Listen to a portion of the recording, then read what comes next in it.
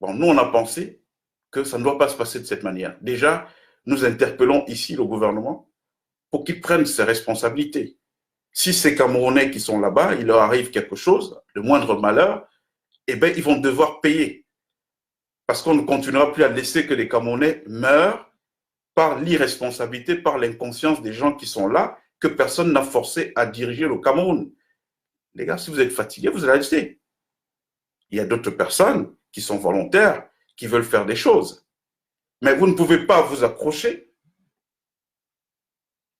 à un pouvoir, dire non, on est là, on veut travailler.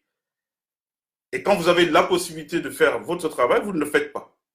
Bon, il y a une situation aujourd'hui, c'est que ces jeunes-là, il faut déjà les rapatrier au Cameroun. Nous, on a trois solutions que nous proposons. Déjà, la première, c'est que avec la Chine, nous avons des vieilles relations diplomatiques. Ces vieilles relations font que la Chine a toujours été aux côtés du Cameroun dans les moments ordinaires comme dans les moments exceptionnels. Nous avons nous-mêmes eu une catastrophe en 1986. S'il n'y avait pas une mobilisation internationale, on n'aurait jamais pu gérer la catastrophe du lac Nyos. Mais les autres pays amis se sont mobilisés avec de la solidarité. Alors, pourquoi nous ne voterions pas un budget de 3 milliards de francs?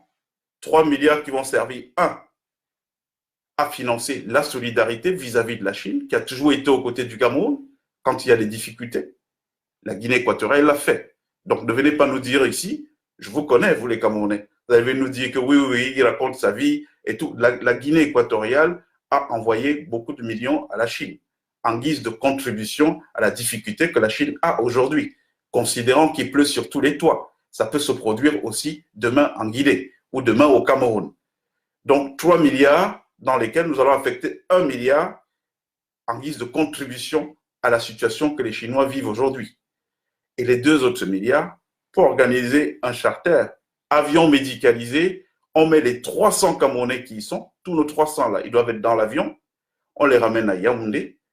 Une fois atterri à Simalène, qu'ils trouvent qu'on a déjà construit une zone tampon dans la zone rurale de Simalène. Cette zone tampon va être faite avec des matériaux provisoires et ils vont être parqués là. Le centre Pasteur a les possibilités de faire un diagnostic sur la maladie. Ça va être une zone tampon, comme son nom l'indique, à partir de laquelle on viendra diagnostiquer ceux qui sont en bonne santé. Eh bien, en ce moment, ils rentrent dans le pays, normalement. Ceux qui ne le sont pas, eh bien, on peut les traiter sur place avant de les faire entrer dans le pays. Donc, 3 milliards, qu'on affecte à la solidarité vis-à-vis de la Chine, normal, et les 2 autres milliards qui nous permettent de pouvoir financer le rapatriement et puis la prise en charge locale de ces gens-là qui viennent de la Chine.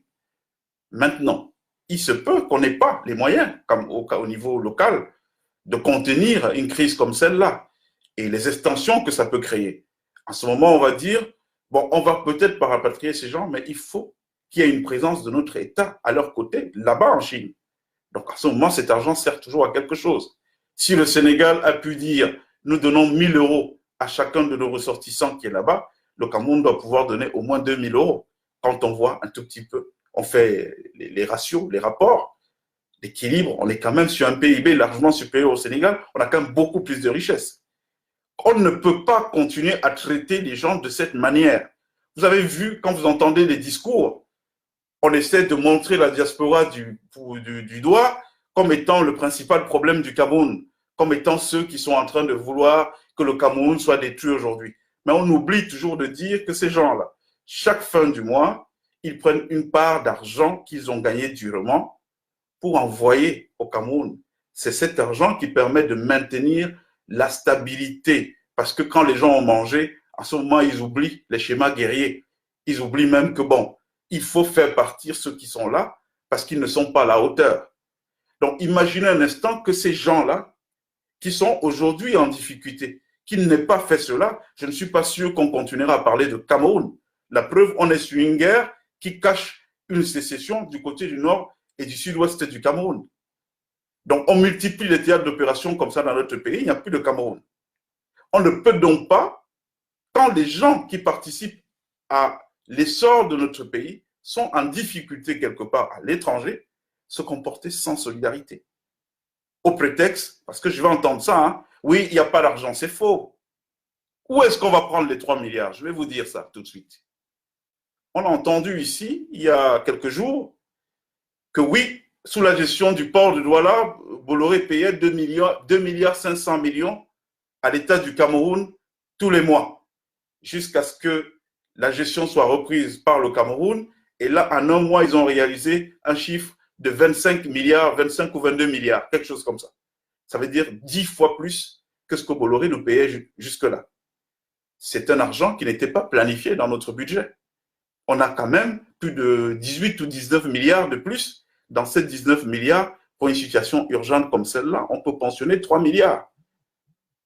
On a sauvé des vies, on a sauvé des Camerounais qui sont utiles pour notre pays.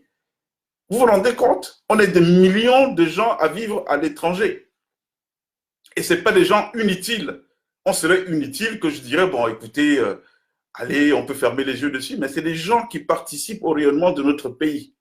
Alors, comment peut-on rester indifférent quand ces derniers sont en difficulté?